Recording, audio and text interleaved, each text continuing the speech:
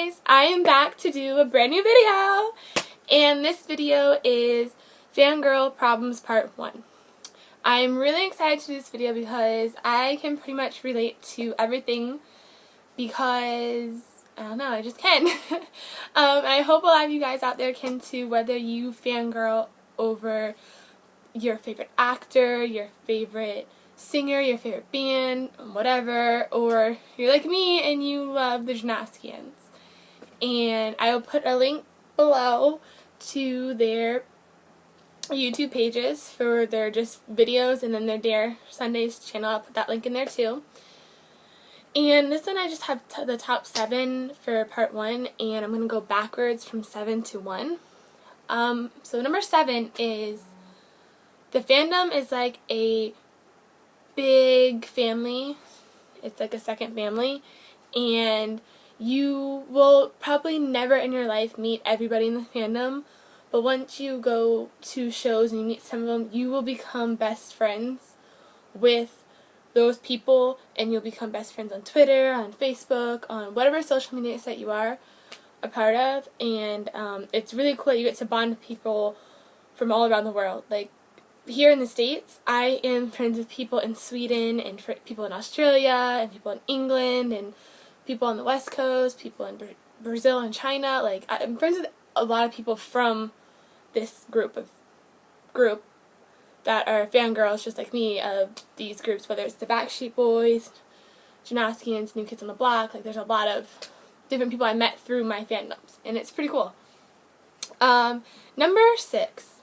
I really hate when people inside the fandom hate because their person that they like so much is dating somebody. Okay, yeah, I get that you don't like that they're dating, but to send hate via Twitter or whatever social media site that you use to follow them on, it's just wrong. We are supposed to be supportive fans of them and help support their choices and everything, but don't send them hate just to make yourself feel better because you're jealous that they're not dating you. Because what you don't realize is the hate that you send them puts a strain on their relationship. And I know personally, I have said, oh, I don't like her because she's dating him, but I'm also happy that he's happy. So, like, I don't like her just because she's dating him, but I'm going to be happy for him because I am a fan of theirs. And I don't bash them online. I don't say things to hurt them or put a strain on their relationship, because being in the eye and having everybody basically want to, I don't know how, like, want to be with you or whatever, it's just hard on a relationship in general, and then you start having fans hate on them. That's not cool, guys. As a fandom, we need to be supportive of the group or an individual in the group and their decisions. We can't sit here and hate because we're not dating them. That's just not cool.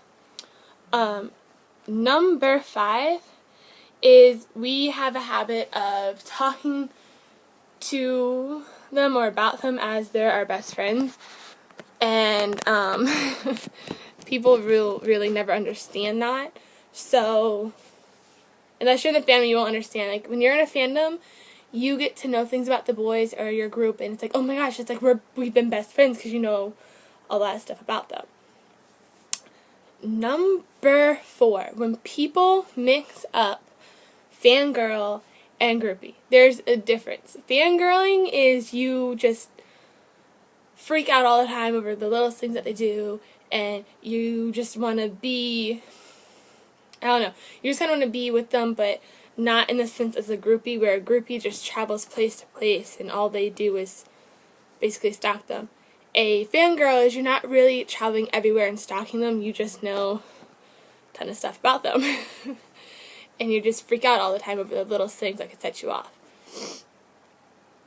Number 3, I get distracted a lot by this, is I'll be like, okay, I need to go and do this work, like this schoolwork, or get this done so I can take it to work and give it to my boss, who's also, and my boss by this date, but then I'll get distracted by doing something on my computer and it will lead me to their videos.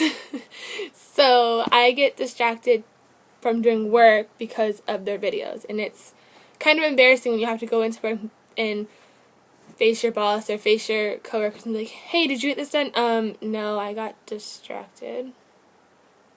Distracted by what? You know, just a video here and there. 4 hours watching videos.